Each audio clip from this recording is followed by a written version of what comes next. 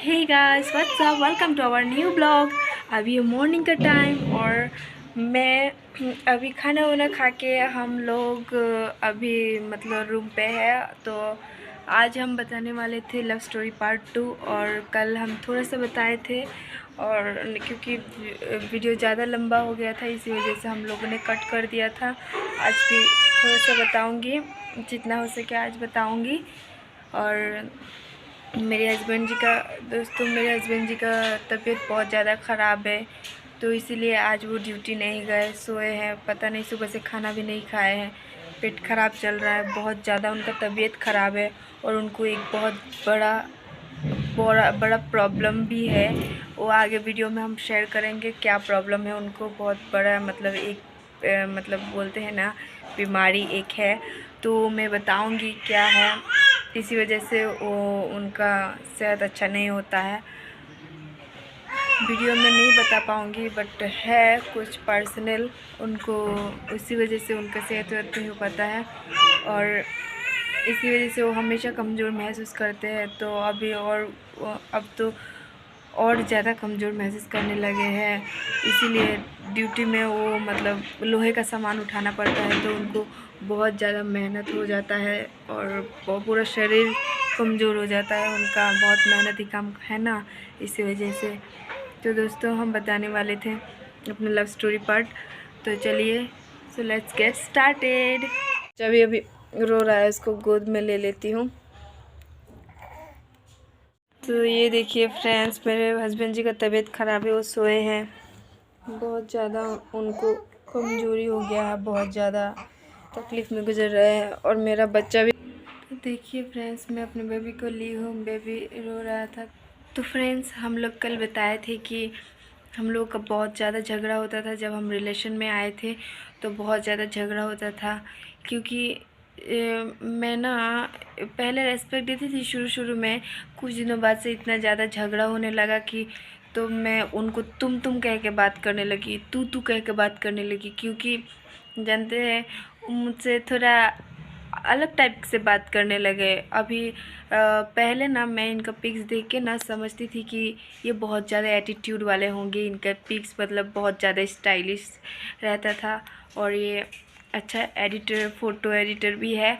तो इतना ज़्यादा स्टाइल में रहते थे ना, तो मैं सोचती थी कि ये ज़रूर एटीट्यूड वाले होंगे। ऐसा स्टाइल में पोज मार के खींचते थे तो सेंड करते थे। तो मैं सोचती थी कि ये बहुत ज़्यादा एटीट्यूड वाले होंगे। होता था क्योंकि ये इनको अपने स्टाइल से रहना पसंद था और मुझे अपने स्टाइल से। वो जिस तरह कहते थे मुझे करने के लिए, मैं उस तरह नहीं करती थी। क्योंकि वो बोलते थे अपने उनके स्टाइल में रहने के लिए, पर मैं अपने स्टाइल में रहती थी, तो इसलिए ज़्यादा झगड़ा होता था। मेन रीज़न यही है, बहुत ज़्यादा झगड़ा होता था। और कुछ है, बहुत ज़्यादा झगड़ा होता था तो मैं इनको तू कह के, तुम कह के बुलाती थी। होता नहीं था बात, मतलब तुरंत ब्रेकअप हो जाता था तुरंत फिर से हम लोग एक दिन बाद बात करने लगते थे। फिर ऐसे ही चलता रहा। फिर एक महीने बाद से, पता नहीं कुछ दिनों बाद से, ये झगड़ा एकदम प्यार में बदल गया। पता नहीं ये मुझसे इतना अच्छे से बात करने लगे। पहले जो झगड़ा होता था वो झगड़ा ख़त्म ही जैसे हो, झगड़ा कुछ दिनों बाद से प्यार में बदल गया और हम लोग को पता भी नहीं चला। ये हम मुझसे बहुत अच्छे से बात करने लगे, प्यार से बात करने लगे। और पहले मैं सोची कि ये ढोंग कर रहे हैं। मैं भी प्यार करती ही थी, जब से हम लोगों का बात शुरू हुआ तभी से मैं इनसे मतलब मैं तो प्यार करती ही थी इनसे। पहले अच्छे से बात हुआ था, फिर झगड़ा हुआ था, पर मैं पहले से ही प्यार करती थी इनसे। और फिर बाद में ये जब अच्छे से बात करने लगे प्यार से, तो मैं सोची कि पहले तो झगड़ा करते थे, अब इतना अच्छे से कैसे बात कर सकते हैं, ये ज़रूर नाटक कर रहे हैं। तो मैं ऐसे डाउट करती थी इन पे, डाउट करती थी। और फिर भी मैं मन ही मन डाउट करती थी, बट ऊपर से अच्छे से बात करती थी। फिर ना मैं ठान ली थी कि इनको सबक सिखाऊंगी, क्योंकि मुझसे बहुत ज़्यादा डेंजर झगड़ा हुआ था। तो मैं मन ही मन ठान लिया था कि इनको मैं सबक सिखाऊंगी, इनके जैसा बन के और इनकी लाइफ से हमेशा के लिए चली जाऊंगी, ऐसा मैंने सोचा था। बट मैं भी बहुत ज़्यादा प्यार करती थी, ये भी बाद में करने लगे प्यार, पर मैं हमेशा डाउट रखती थी। जब भी मतलब वो कहते थे, तभी मैं डाउट रखती थी कि ये मुझसे प्यार नहीं ढोंग करते होंगे, ऐसा कहती थी। तो ऐसे ही प्यार बढ़ता गया। तो फिर एक दिन वो मुझे कॉलेज में कसम दिए कि तुम अपनी मम्मी डैडी से बात करो, और सब कोई मतलब घर वाले मेरा मतलब रिश्ता देख रहे हैं, सब कोई शादी के लिए बोल रहे हैं कि आगे पीछे कोई है नहीं, तो शादी करने के लिए सब कोई बोल रहे हैं। तो इसी वजह से ये मुझे बहुत ज़्यादा फोर्स किए, वो अपना कसम दिए। मैं तो इन पे बहुत ज़्यादा मतलब ये करती थी, प्यार करती थी इनसे। तो ये इनका फिर इन्होंने मुझे कॉलेज में थी तो वीडियो कॉल में बात करके तो इन्होंने मुझे कसम दिया कि आज ही तुम अपनी मम्मी को बताओगी। तो मैं इतना घबराहट मतलब मुझे होने लगा कि मैं अपनी मम्मी को कैसे बताऊंगी। आज तक मैं अपनी मम्मी से कुछ भी बताने से डरती थी। तो मैं ये बात, इतनी बड़ी बात मैं कैसे मैं अपनी मम्मी को बताऊं। तो मैं इतना घबरा गई थी, इतना डर गई थी ना। तो धीरे धीरे कॉलेज से छुट्टी होते ही घर गई। घर जाके मम्मी को मतलब बोली, मतलब ऐसे ही मतलब ऐसे ही बोली कि एक बात है आपको बताओ। तो मम्मी ने बोला बताओ। ऐसे मम्मी को बाद में बताई। जब बताई तो मम्मी तब कुछ नहीं बोली, तो बोली पहले तो कुछ नहीं बोली, पर कुछ दिनों बाद से जब पहले राजी हो गई, तो पहले राजी होने के बाद हमारे रिलेशन वालों से पूछा कि एजात में शादी होता है कि नहीं। तो तब जाके जब हमारे रिलेशन वाले, हमारे बुज़ुर्ग जो बोले कि दो जात में शादी नहीं होता है, तो तब जाके मम्मी ने मना कर दिया कि नहीं होगा। तो मैं बहुत रोती थी दोस्तों। मम्मी को बार बार फोर्स करती थी, तो बहुत ज़्यादा रोती थी। तब मैं ना ऐसे ही बात होता रहा। और एक दिन मैं सोई थी, मेरी फ्रेंड की मम्मी हमारे घर आई थी। तब ना मैं इनसे घर के बाहर बात कर रही थी, तो फ्रेंड्स की मम्मी ने देखा। तो देख के जाके मम्मी को बताया, तो मम्मी ने मेरे बारे में उल्टा पुल्टा बहुत कुछ मतलब फ्रेंड की मम्मी को बताया कि और फिर ये भी बोली तब कि मैं भले ही इसको जहर दे के मार दूंगी, पर दूसरे जात में शादी कभी नहीं करूंगी। ऐसा मम्मी ने बताया था। तो मैं रो रो के इनको बता रही थी कि मेरी मम्मी हो कि मुझे जहर दे के मार देगी, ऐसा वैसा। मैंने तब उसी दिन रात को मैं बहुत ज़्यादा रो के बाद में मैंने सोचा कि मैं मम्मी से कभी नहीं बात करूँगी, और मेरा जो काम रहेगा मैं वो काम करूँगी। और मेरा पढ़ाई, तब मैं 12th में पढ़ रही थी, जिस सेकेंड ईयर में। तो सेकेंड ईयर की पढ़ाई चल रहा था, एग्ज़ाम आने वाला था, तो एग्ज़ाम का प्रिपरेशन कर रही थी मैं। तब मैंने सोचा मैं थोड़ा टाइम उनसे बात करूँगी, फिर मैं पढ़ाई करके सो जाऊँगी। उसी दिन मैं उनसे थोड़ा सा टाइम बात करके और बाद में पढ़ाई किया। थोड़ा टाइम पढ़ाई करके फिर मैं सो गई, उधर ही तकिए के नीचे मोबाइल रख के मैं सो गई। तो अचानक जैसे ही मेरा नींद खुला, तभी मैंने अचानक इनका याद आया। तुरंत मोबाइल मैंने ढूंढा, नहीं मिला। तो मैंने सोचा कहाँ गया मोबाइल, बहुत ज़्यादा मैं डर गई थी। फिर जाके मम्मी को पूछा, मम्मी मोबाइल कहाँ है, मेरा मोबाइल कहाँ है। तो मम्मी ने बोला नहीं है मोबाइल। मम्मी ने मोबाइल इतना ज़्यादा तड़पती थी उस रात को। मैं इतना ज़्यादा रोई, मैं सोचती थी बार बार, भगवान को कहने लगी, हे भगवान ये क्या हो गया। मैं उनसे बिना बात किए तो 1 मिनट नहीं रह पाऊँगी, 1 मिनट नहीं, 1 सेकंड में नहीं रह पाती हूँ। मैं उनके बिना कैसे रहूँगी।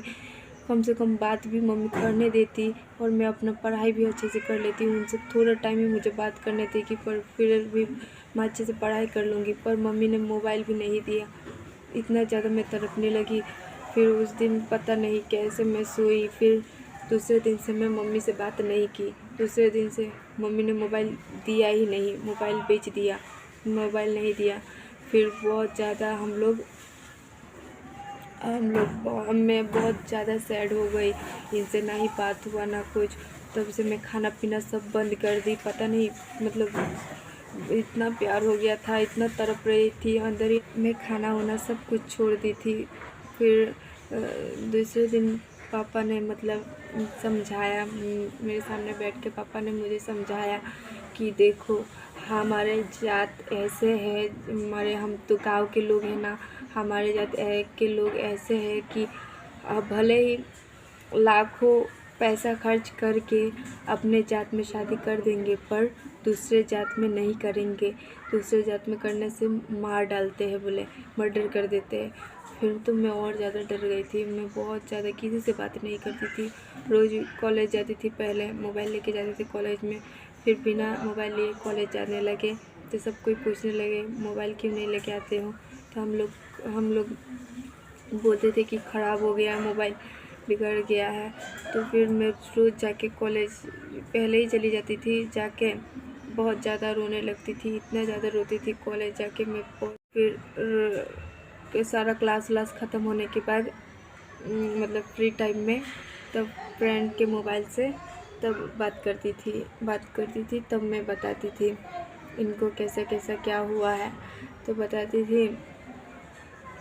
पर बाद में ये बोलते थे मैं तुम्हें ले जाऊंगा, मतलब मैं खुद बोली थी मुझे यहाँ नहीं रहना है, कोई भी मतलब मेरा तकलीफ़ नहीं समझता है कोई भी, प्लीज़ आप मुझे यहाँ से ले जाइए। तो ये बोले हाँ ले जाऊंगा।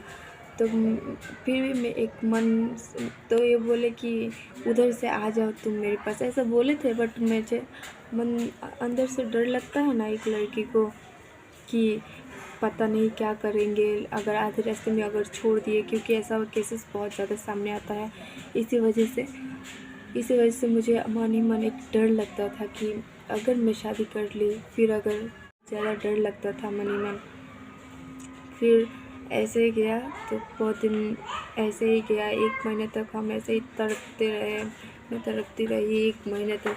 फिर कुछ दिनों बाद से खबर आया कि हम लोग यहाँ हमारे मामा जी की शादी है और शादी में जाना है हम लोगों को। यूपी है शादी, हम आसाम में रहते थे।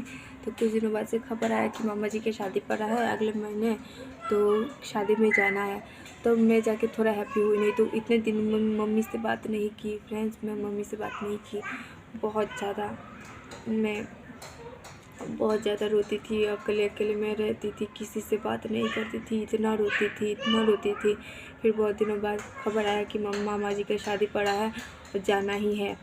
तो मामा जी की शादी है तो हम लोग मिस नहीं करेंगे, जाना ही है। तो मैं थोड़ा हैप्पी हो गई कि इधर मन नहीं लगता है, उधर हम लोग अकेले एक ही रूम में, मतलब रूम में हो जाते थे, अकेले कोई नहीं था। फिर मैं बहुत ज़्यादा दुख हो गई। तो जब न्यूज़ आया कि यूपी में जाना है, तब जाके मैं थोड़ा हैप्पी हुई कि यूपी जाऊंगी। इधर तो मन नहीं लग रहा है, कम से कम यूपी जाऊंगी तो अपने फैमिली मतलब और रिलेशन वालों के साथ मतलब रहूंगी, तो शायद मेरा मन लग जाए। उधर मामा मम्मी है, बहुत लोग हैं, उधर रहूंगी तो शायद मेरा मन लगा रहे, कम से कम तड़पूंगी तो नहीं ना। अकेले रहती हूँ तो ज़्यादा तड़पती हूँ, तो इसलिए तब जाके हम लोग यूपी चले गए। इनको न्यूज़ थी कि हम लोग यूपी जा रहे हैं, तो यूपी हम चले गए। यूपी जाने के 2-3 दिन बाद ही ये पुणे रहते थे, मैं यूपी चली गई और ये पुणे में कमा रहे थे। अभी जहाँ काम कर रहे हैं उधर ही काम कर रहे थे। तो फिर मैंने इनको बोला, तो ये भी मेरे यूपी पहुँचने के 2-3 दिन बाद ही ये भी ट्रेन पकड़ ली और ये भी चले गए यूपी। 1 हफ्ते में ये भी यूपी चले गए। जब ये सुने कि मैं यूपी चली गई हूँ, तो इनको फर्स्ट मौका मिला मुझसे मिलने का, क्योंकि उनका भी रियल घर यूपी ही है। तो इनको भी मौका मिल गया मुझसे मिलने का, इसलिए ये भी काम छोड़ के यूपी चले गए। तो यूपी में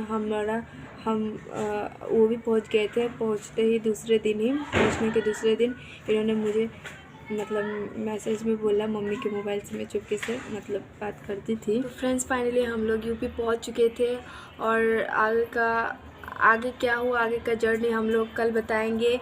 और कल पूरा हम लोग कहानी बता देंगे और थोड़ा सा है कल बता देंगे। और क्योंकि लंबा हो गया है ना वीडियो, इसी वजह से कल बता देंगे, क्योंकि लंबा हो जाता है तो कोई नहीं देखता है। और आप लोग फ्रेंड्स, आप लोग देखते भी नहीं हैं। थोड़ा सा हम लोग का व्यू जाता है, ज़्यादा जाता ही नहीं है। हम लोग भी कपल हैं, प्लीज़ हम लोग को भी सपोर्ट कीजिए। जैसे आप लोग सबको प्यार देते हैं, हम लोग को भी दीजिए। हम लोग भी मजबूरी है, इसलिए आप लोग से शेयर कर रहे हैं हम अपना लव स्टोरी। प्लीज़ दोस्तों, हम लोग इसको थोड़ा सपोर्ट कीजिए, प्यार दीजिए। आप लोग के प्यार की बहुत ज़्यादा ज़रूरत है, आपके प्यार और आशीर्वाद की। प्लीज़ दोस्तों, हम लोगों का सपोर्ट कीजिए। जो लोग नए हैं हमारे चैनल को सब्सक्राइब कर दीजिए, और ये वीडियो पसंद आया तो प्लीज़ एक लाइक कीजिए, कमेंट कीजिए और शेयर कीजिए हमारे चैनल को। हमारे चैनल का नाम है कुशीनगर का। तो दोस्तों हमारा ब्लॉग ज़रूर देखिएगा। To be continue. Take care, bye all of you.